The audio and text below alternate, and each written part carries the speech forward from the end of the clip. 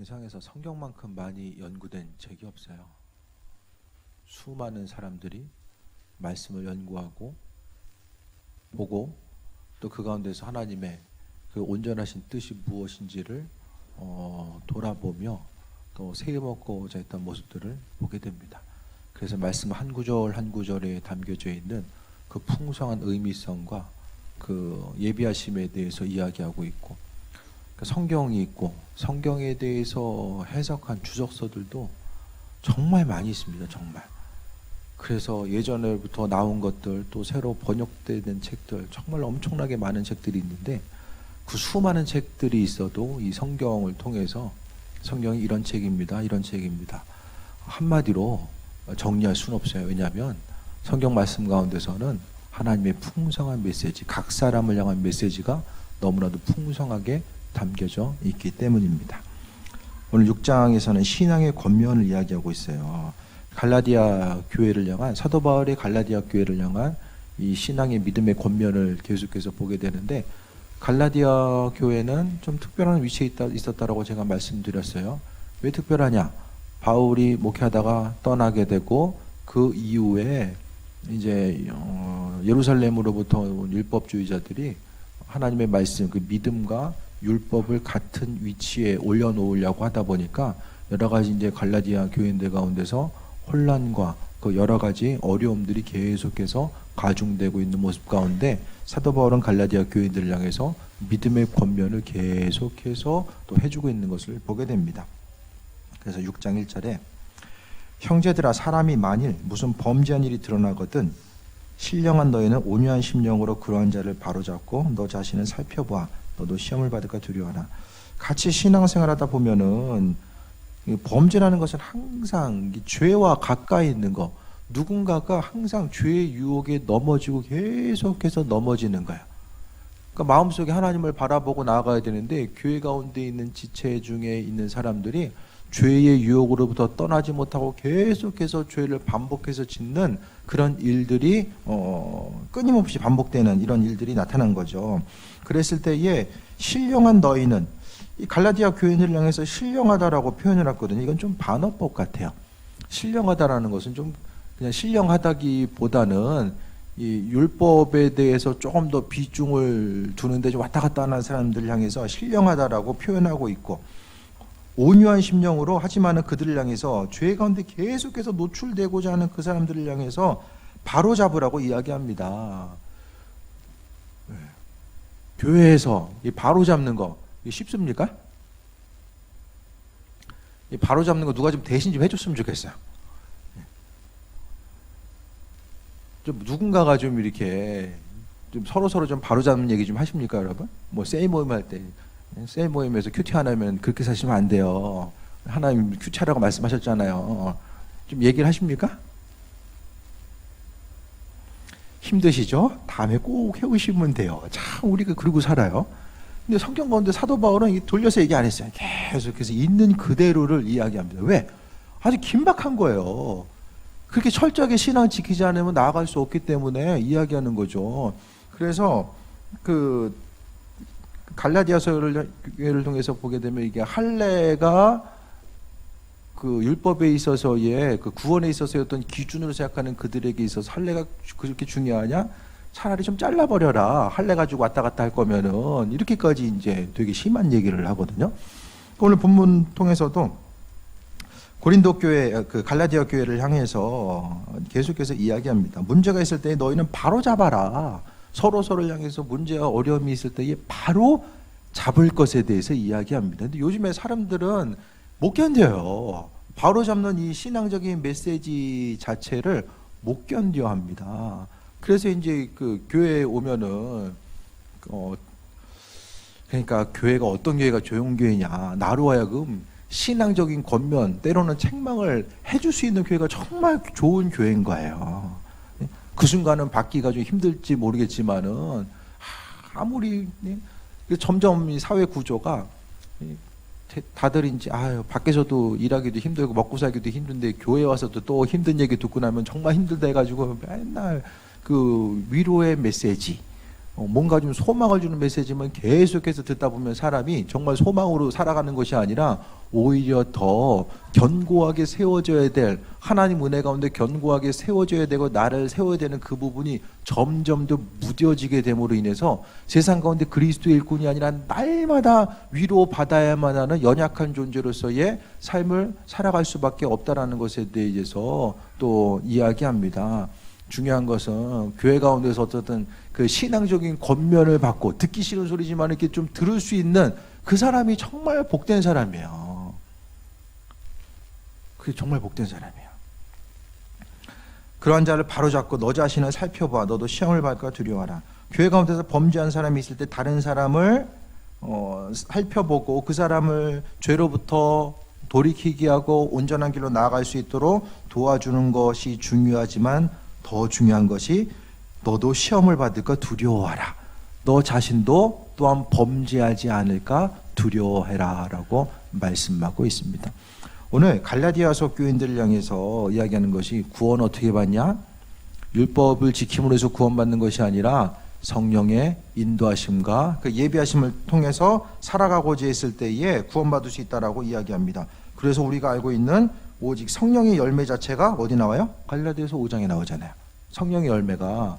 그래서 구원은 성령의 이끄심과 인도하심을 통해서 이 살아가야만 한다라는 사실을 계속해서 강조하고 있어요. 그래서 우리의 삶을 통해서 성령께서 원하시는 삶, 그분의 이끌림 받아 사는 삶이 무엇인지를 이야기하는데 시험 받을까 두려워하라라고 합니다. 그러니까 죄 짓는 사람처럼 반복해서 또 죄 짓고 또 죄 짓는 그 사람들처럼 넘어질까 조심하라라고 이야기하면서 오늘 하지만은 그 중심 자체는 반복해서 죄 짓는 사람한테 지금 사도 바울이 중심되는 것이 아니라 그 사람을 권면해야 되는 위치에 있는 사람들에게 지금 그 포커스가 더 가 있어요. 그래서 시험을 받을까 두려워하라라고 말씀합니다. 믿음 생활은 정말 날마다 긴장해야 되는 것 같아요. 긴장감이 풀어지면 이 육신의 소욕, 뒤에도 나오지만 육신의 소욕이 점점 내 자신을 지배해가요. 그래서 계속해서 근심걱정되고 또 하나님의 영광이 살기보다는 스스로의 삶을 위해서 또 살아가는 그 삶의 모습이 계속해서 나타납니다. 너희가 짐을 서로 지라. 그리하여 그리스도의 법을 성취하라. 교회 가운데서는 중요한 것은 짐을 서로 지라고 이야기합니다. 짐을 서로 져야 됩니다. 교회에서는. 그래야지만이 서로 협력해서 움직일 수 있는데 짐을 지기 위해서의 오늘 본문 가운데서의 지금 전체적인 틀을 보게 되면 개인적인 나 자신을 향해서 해야 될 것과 다른 사람들 향해서 같이 공동체, 개인과 공동체에 대한 권면이 엇갈려서 지금 계속해서 나오고 있어요. 그래서 내가 신앙생활을 어떻게 해야 되고 이 공동체 가운데서 다른 사람들과의 관계성 가운데서 믿음 생활을 어떻게 해야 되는가를 이야기하면서 그 배경에는 바로 성령의 인도하심이 있다라는 거예요.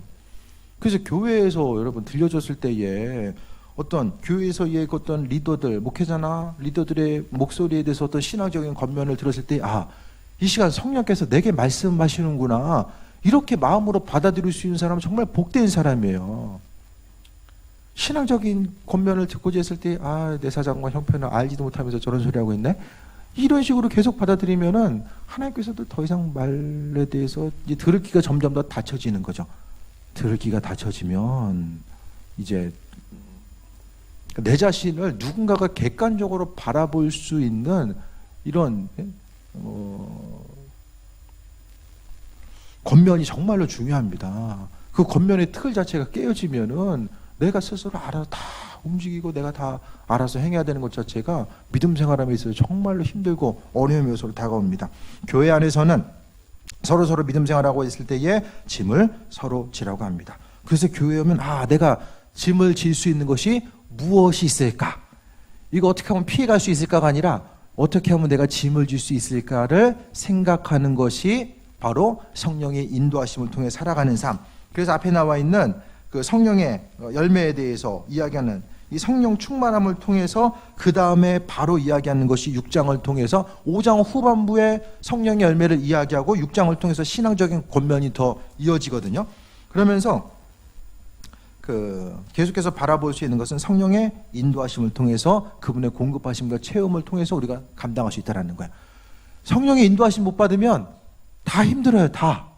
모든 것이 다 힘들고, 집에 있으면 집에 있는 대로, 일터에선 일터대로 다, 예? 교회 오면 교회 오는 대로 다 힘들어요. 다. 그러니까 중요한 것은 눈에 보이는 것이 문제가 아니라 내가 성령의 인도하심 가운데 얼마나 체험받고 살아가고 있는가, 주님과의 관계성, 그 성령으로 충만케 하심에 대해서 먼저 나 자신을 돌아봐야 됩니다.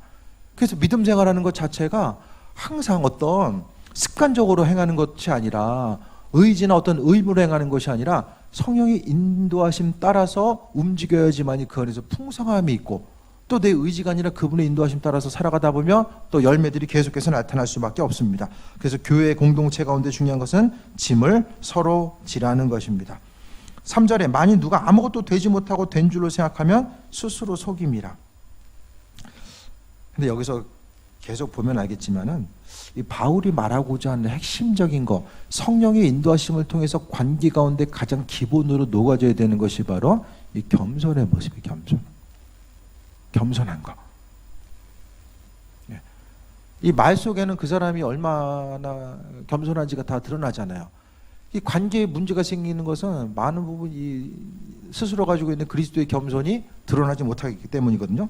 만일 누가 아무것도 되지 못하고 된 줄로 생각하면 속인다. 스스로 된 줄로 생각한다는 것은 하나님 은혜 가운데 날마다 낮아지고 겸손함을 통해서 나아가야 되는데, 스스로 어떤 존재가 된 것처럼 생각하고 움직이면은 스스로 속이는 것과 마찬가지라고 이야기합니다.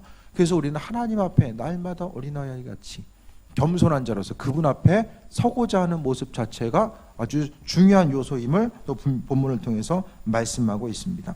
그래서 겸손한 자로서 나아가는 거, 그러니까 마음의 겸손함을 가지고 믿음이 약한 자들, 죄 가운데 있는 사람들을 돌이키고, 또 짐을 서로 지라는 것은 그 죄로 인해서 계속해서 넘어지는 그 사람이 어떤 그 넘어짐의 요소가 어떤 짐의 요소로 있을 수 있다는 거예요. 어떤 어려움이 있기 때문에 그것 때문에 계속해서 넘어지지 않나, 그것에 대해서 살피고 그 어려움으로 인해서 고통당하지 아니할 수 있도록, 죄의 문제에 계속해서 넘어가지 않도록 바로 짐을 서로 질 것에 대해서 말씀하고 있습니다. 짐은 어떻게 질 수 있죠? 서로를 돌아보고 그 관계성 가운데 살아가는 것. 어떤 평상시에는 모르잖아요. 가끔 예를 드리는 게, 배가 잘 만들어졌는지 안 만들었는지, 비행기가 잘 만들어졌는지 안 만들었는지, 극한 환경에 놓여 있으면은 어떻게 돼요? 이 발견되잖아요.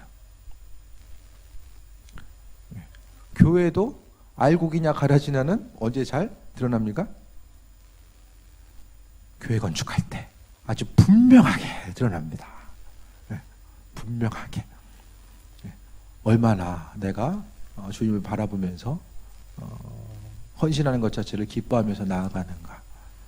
교회에 어떤 위기와 어려움이 있을 때, 어떤 이단의 공격이 있을 때에 특히 더 교회가 이제 그 안에서 분별력을 얼마나 갖고 나아가는가. 그게 정말로 중요하다는 거예요. 그래서 4절에 보면 각각 자기의 일을 살피라. 그리하면 자랑할 것이 자기에겐 있어도 남에게는 있지 아니하니라 라고 합니다. 그럼 뭐예요 이게? 이 성경 해석 보면 좀 해석하기 좀 어려운 부분이 있죠. 자랑할 것이 나에겐 있어도, 앞에서는 3절에서는 이 겸손하라고 이야기하면서 4절에는 자기를 살펴봤을 때 자랑할 것은 있는데 남에게 있지 아니하리라. 이게 뭐죠? 바울은 원래 성향이 좀 까칠한 사람이에요. 아주 친절한 사람이 아니라 까칠한 사람이에요. 그래서 말투를 보면 갈라디아 교인들 때문에 좀 기분이 안 좋은 상태예요. 상당히 안 좋은 상태예요. 네. 하나님은 사도 바울이 그 안 좋은 감정까지라도 사용하셔서 갈라디아 교인들에게 권면하고 있는 내용들을 보게 됩니다. 이 반어법이에요. 제가 보기에는 자기의 일을 살피라. 자랑할 것이 자기에게 있어도 남에게 있지 않다. 이게 뭐냐면 인생의 자랑의 요소, 겸손해야 될 것들, 좀 더 낮아져야 되는, 나로 하여금 자랑의 요소로 드러날 수밖에 없는 그것들이 다른 사람에게 있는 것이 아니라 내게 있다라는 것을 이야기하면서 그것에 대해서 항상 조심하고, 5절에 각자의 짐을 질 것이다라고 이야기하는 것은 항상 여기서는 그러니까 다른 사람들을 서로 도와줘야 되는 것. 지금 짐을 지라는 것에 대해서 반복해서 이야기하고 있거든요. 다른 사람들이 넘어질까봐 그 어떤 문제로 해서 넘어지는 것에 대해서 조심하면서 다른 사람들을 도와주는 것이지만 각자의 짐이라는 것은 3절과 4절을 통해서 발견할 수 있는 각자의 짐이라는 것은 마음의 교만함을 이야기합니다.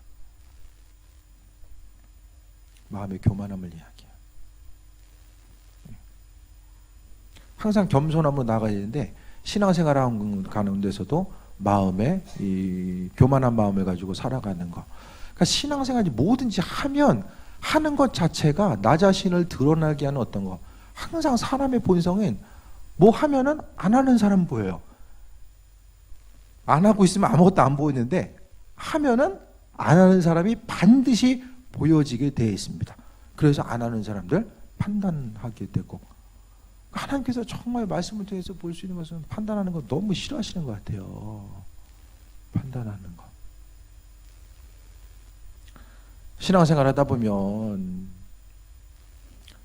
어쨌든 항상 긍정적으로 바라보게 하는 것이 정말 중요한데, 그 목회하다 보면 이제 돌려서 이렇게 믿음으로 권면하면 잘 못 알아들 때가 있잖아요. 그때는 직접적으로 이렇게 권면을 해드려야 되는데 그게 참 쉽지 않은 거죠. 어려운 상황. 중요한 것은 우리가 서로 스스로를 돌아보면서 이 겸손함으로 나아가는 것 자체가 얼마나 중요한가, 그것에 대해서 돌아보는 거예요. 믿음을 통해서 하나님의 이끄심과 인도하심을 바라보고 그 예비하심 통해 나아가는 삶의 모습, 겸손함으로 하나님께 쓰임받고자 하는 것. 그래서 성령의 인도하심을 받는 사람들이 가장 핵심적인 내용 중에 하나는 겸손한 거예요. 그래서 내가 낮아짐으로 다른 사람들을 섬기고자 하고 또 인도하심 받아 살아가고자 하는 그 마음의 중심 자체에 대해서 또 이야기하고 있습니다. 그래서 각각 자신의 짐을 질 것이라고 말씀합니다. 사람이 겸손하기가 정말 쉽지 않습니다. 삶의 순간순간마다 하나님 앞에 날마다 스스로를 비춰보지 않으면 겸손하기가 쉽지 않다라는 거예요. 6절 봅니다. 가르침을 받는 자는 말씀을 가르치는 자와 모든 좋은 것을 함께 하라라고 합니다. 지금 이제 그 권면의 내용들 가운데서 이제 굳이 나눠 보자면은 1절부터 5절까지가 서로 겸손함으로 다른 사람들을 세워주고 함께함을 통해서 나아가는 그 부분을 이야기하고 있고, 또 두 번째는 가르침을 받는 자는 말씀을 가르치는 자와 모든 걸 좋은 것을 함께하라. 말씀 그대로 눈에 보이는 것들 가운데서 물질적인 것들, 경제적인 그 부분들을 함께하라고 오늘 성경을 통해서 이 원어적인 표현 자체가 그거예요. 그런데 6절을 보면 전체적인 구절 가운데 잘 안 어울려요. 6절이 뒤에 보면은 스스로 속이지 말라, 하나님 업신여김을 받지 아니하시나니 사람이 무엇으로 심든지 그대로 거두리라. 이 7절의 말씀 자체도 어떤 스스로 겸손함을 통해서 하나님께 영광 돌려야 되는 그것을 이야기하는데, 이 6절은 갑자기 말씀을 가르치는 자와 모든 것을 함께 하라라고 이야기하거든요. 왜 6절이 여기 들어가 있을까요?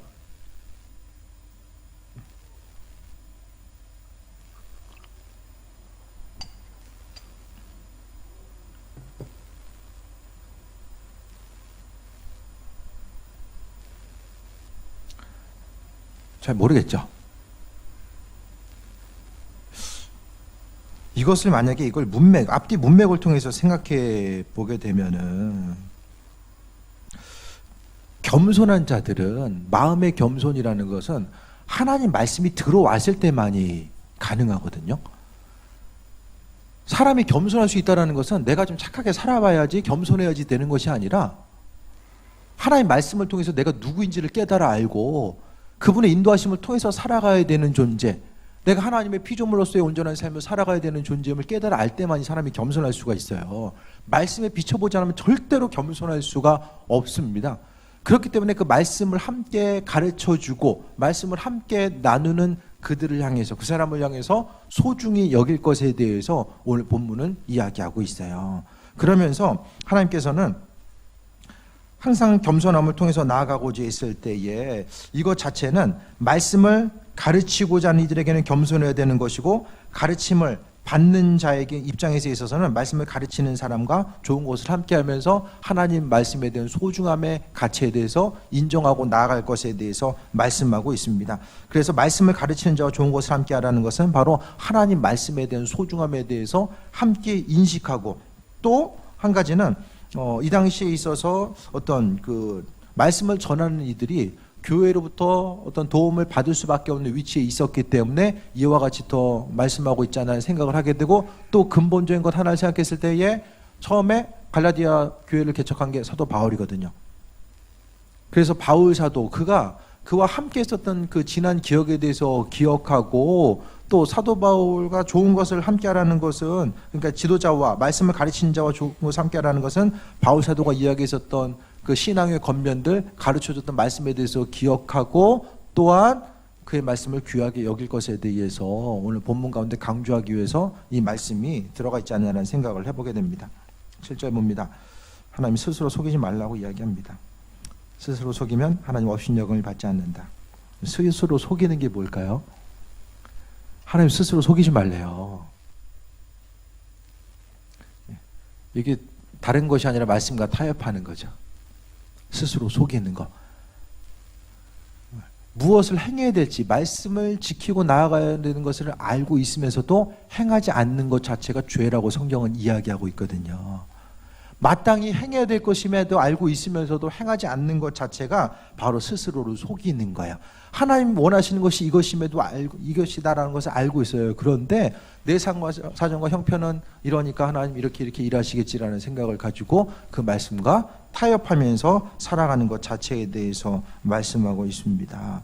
그런데 스스로 말씀과 타협하면 하나님은 업신여기는 것과 마찬가지로 하나님은 여기신대요. 그래서 하나님 말씀대로 있는 대로 받아들이고 생각하고 살아가는 거, 이때 가장 필요한 거, 근본을 이루는 것이 바로 종말신앙이죠. 종말신앙. 영혼의 때를 준비하면서 하나님의 이끄심과 인도하심을 생각하면서 살아가는 거예요. 항상 어디서 무엇이든지 하루를 살아도 주님 만날 준비라고 살아가는 거죠. 그랬을 때에 말씀 가운데 타협하지 않고 믿음 가지고 살아가게 됩니다. 그랬을 때 하나님께서 업신여김 당하지 않는다라는 거예요. 하나님 이런 분이 아닌데 하나님은 이런 분일 거야 라고 스스로의 육신의 생각을 가지고 판단하고 분석하면서 내 말씀을 내 편의주의적으로 해석하고 살아가는 것 자체를 현대 신앙인들은 가장 경계하면서 살아가야 된다는 것을 이야기합니다. 그러면서 말씀하고 있는 것이 사람이 무엇을 심든지 그대로 거두리라 라고 이야기합니다. 이 말씀은 그 당시에 유행하던 신앙적인 격언이고 또 세상적인 격언이라도 했어요. 그 심는 대로 거둔다. 우리나라도 있잖아요. 콩 심은 데 콩 나고 팥 심은 데 팥 난다. 지금 그 얘기 지금 이스라엘 땅에도 있었던 말씀을 지금 인용해서 지금 하고 있는 거예요. 심는 대로 거둔다라는 것이 하나님 나라의 가장 정확한 법칙. 구약에서도 신명기 율법을 통해서 계속해서 이야기하고 있는 법칙 자체가 인과응보, 행한 대로 받는다라는 것 자체가 말씀의 핵심적인 개념이고 하나님이 세상을 다스리시는 통치의 원리입니다. 그것에 대해서 지금 이야기하는데 그 통치 원리 가운데 중요한 것은 하나님 말씀이 존재하고 있습니다. 심는 대로 거둡니다. 무엇을 심으시겠습니까? 뭘 심어야 될까요? 하나님 모시기 합한 자로서. 그러면서 구체적으로 말씀하고 있어요. 8절에 자기의 육체를 위해 심는 자는 육체로부터 썩어질 것을 거두고. 요즘에 무엇을 심는데 좀 전심으로 가고 계십니까? 무엇을 심는데? 어떤 거 심고 계세요? 요즘에 뭐 심는 거 없어요?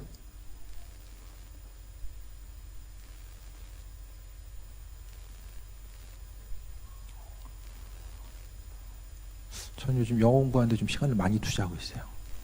영어 공부하는데.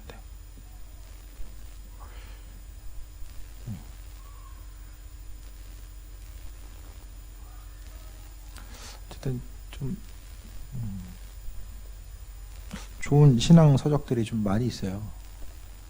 좀 읽고 싶은 생각도 있고 그 안에 담겨져 있는 수많은 하나님의 놀라운 그 계시의 비밀들, 그런 부분들 좀 발견하고 싶다라는 생각도 좀 많이 있어서 그 말씀 가운데 좀 나아가고 싶은 그 마음에 좀 중심이 있기 때문에 좀 그쪽으로 좀 시간을 더 두는 것 같아요. 그리고 이제 심어야 될 거. 하나님께서 좀 심고자 했을 때에 우리가 어떤 시간을 투자하고 심고자 했을 때에 항상 결국 신앙의 중심은 그거 아니에요? 무엇을 위해 지금 심고 있느냐? 하나님 허락하신 우리의 삶을 통해서 도대체 무엇을 위해 심고 있느냐? 주님께서 우리 교회 올 때마다 그거 물어보고 있지 않을까요? 한 주간 또 하루를 통해서 무엇을 심었냐? 근데 성경은 공통적으로 계속해서 강조하고 있어요. 육신을 위해서 심으면 썩어진 것 거둔다. 계속해서 강조하고 있어요. 근데 사람의 본능은 육신의 것을 심어야지 뭔가 좀 마음이 좀 편안해지고 그 안에서의 보여지는 것 때문에 마음에 좀 만족감을 생기는 것이 사람의 마음이죠. 그러니까 중요한 것은 믿음 없는 사람은 육체를 위해서 심을 수밖에 없어요. 그 마음의 허전함과 공허함을 육체로 인해서 그 심는 거 아니면 달랠 수가 없거든요. 근데 믿음 있는 사람은 육신을 위해서 심는 것이 아니라 하나님 나라를 위해서 심어요. 그렇게 하다 보니까 내 마음을 통해서 그 믿음, 결국 모든 것이 다 믿음의 문제예요. 근데 시간과 열정과 물질을 드리는 것도 다 믿음의 문제입니다. 그분께서 내 삶의 주인 되셔서 내 삶을 이끄신다라는 그 기대함과 소망함을 가진 사람들은 심으면서 살아요. 근데 그 믿음이 없는 사람들은 마음에 불안함이 있죠. 내가 이거 한다고 했을 때에 하나님께서 내 인생 책임지실까? 내 사업체를 일으키시고 가정을 일으키시고 하나님 함께 하실까? 그것에 대한 마음의 두려움이 있어요. 미래를 향해서 가지고 있는 막연한 두려움들. 하지만 하나님께서는 이 두 가지, 신앙인의 삶은 두 가지를 선택할 수가 없어요. 이것도 선택하고 저것도 선택하는 삶에 대해서 이건 성경적인 개념도 아니고 하나님께서 우리로 하여금 두 가지를 다 선택할 수 있다고도 전혀 말씀하고 있지 않아요. 항상 둘 중에 하나를 선택해야 되는 것. 둘 중에 하나를 계속해서 이야기합니다. 그래서 8절 통해서도 육체를 위해 심는 자는 썩어진 것 거둔다. 그 계속해서 말씀하고 있거든요. 그 인생 경험이 그동안 어떻습니까, 여러분? 심은 것에 대해서 육신을 위해서 심은 것들이 풍성하게 좀 열매 맺었습니까? 믿음으로 심은 것들이 열매 맺은 것이 있으십니까? 뭐가 있으십니까? 맺어진 것들.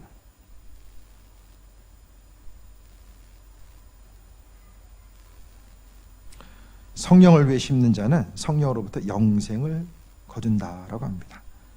성령을 위해 심으면은 영생 거둔대요. 썩어질 것과 영생이 대비돼서 나오는 거죠. 결국 지금 오늘 신앙에 권면하면서 마음의 겸손함의 문제를 이야기하고 있고요. 썩어질 것에 대해서 또 영원한 것들에 대해서 이야기하고 있어요. 그럼 이 겸손함과 연결지어서 지금 이와 같은 맥락 가운데 무엇을 이야기하려고 하는 걸까? 이것저것 두서없이 이야기한 게 아니에요. 한 구절 한 구절은 정말로 그리스도의 은혜 가운데 다 연결되어 있고 분명히 그 안에서 하고자 하는 것들이 있는데 뭐냐면은 인생에 있어서 겸손함이라는 것은 단순히 우리가 세상적으로 이야기하는 교만함과 겸손함의 문제가 아니라 결국 우리가 볼 수 있는 것은 주인의 문제입니다. 주인이 그리스도 예수 되심에 대해서 인지하는 사람은, 믿음을 가지고 있는 사람은 육신을 위해서 심지 않아요. 주인이 원하시는 방향을 통해서 내 삶의 전부를 그분을 향해서 달려갑니다. 성령의 인도하심을 위해서 내가 달려가는 거예요.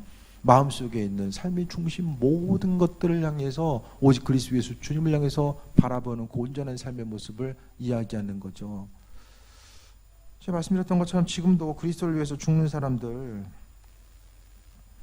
초대교회 신앙인들, 또 그 로마 시대보다 그 어떤 기독교의 박해 시대보다 20세기 들어서 21세기 들어서 훨씬 더 많은 사람이 예수님 믿다가 죽어요. 러시아와 중국이 공산되면서 수많은 사람들이 죽었고요. 이슬람권에서 많은 사람들이 죽고요. 지금은 특히 이제 중동권과 아프리카에서 많은 사람들이 순교해요. 믿음 때문에. 지금 이 시대는 우리가 순교의 시대를 살고 있어요. 순교 얘기가 뭐 옛날에 무슨 뭐 기독교 역사가 아주 수없이 뭐 중세나 그 이전 뭐 초기 그 당시 얘기가 아니라 지금 순교의 시대는 지금의 시대를 지금 이야기하고 있어요. 성경 보면 마지막 때에 그리스도 예수 때문에 피 흘리는 시대, 계시록을 통해서도 말씀하고 있거든요. 점점 더 많은 사람들, 그 사람들이 예수 그리스도를 믿음으로 인해서 죽음에 이르는 그 시대를 우리가 살아가고 있다는 거예요. 가진 것도 없고 배운 것도 없지만 믿음의 열정 하나 가지고 살아가는 사람들이 오직 영원한 하나님 나라에 대한 소망과 기대함을 가지고 죽는 거예요. 믿음 버리지 않고 그 믿음 지키기 위해서 죽는 거죠. 근데 삶을 통해서 우리가 살아갔을 때에 자신의 어떤 시간과 관계, 어떤 소유의 문제로 하나님 앞에서 고민하고 갈등하고 살아가는 것 자체, 이 신앙생활 하면서 우리가 어떤 부분을 어떻게 살아갈 것인가에 대한 문제, 결국 주인의 문제입니다. 성경을 통해서 핵심적인 것은 그리스도 예수가 주인이다. 왜? 우리를 위해서 그분의 피값으로 우리를 사셨기 때문에 예수님이 주인인 거예요. 그리고 나머지 여러 가지 신앙적인 행동들 자체는 예수님이 주인 되시는 삶을 어떻게 살아갈 것인가, 그 방법에 대해서 구체적으로 언급하고 있습니다. 9절에 우리가 선을 행하되 낙심하지 말지니 포기하지 아니하면 때가 이름에 거두리라. 선을 행하되 낙심하지 말지니. 낙심될 때 없으세요?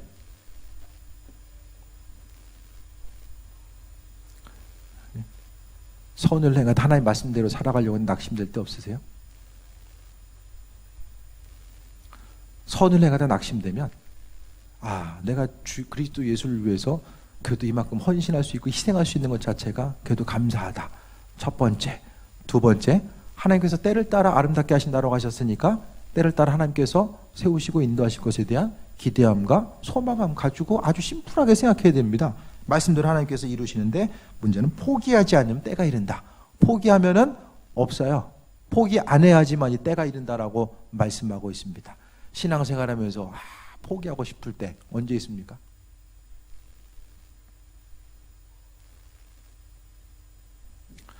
교회 4년째 알아보다 보니까 실족할 때도 있고,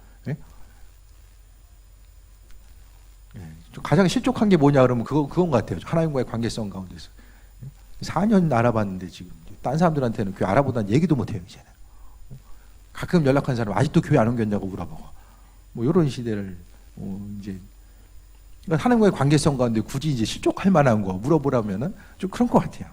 보여지는 것들. 내가 내 집 옮기겠다고 지금 그런 것도 아니고 성전 위에서 지금 힘쓰려고 하는데 내가 헌신하고 희생하겠다는데 주님 왜 그러십니까? 여러분도 그런 예들이 있잖아요.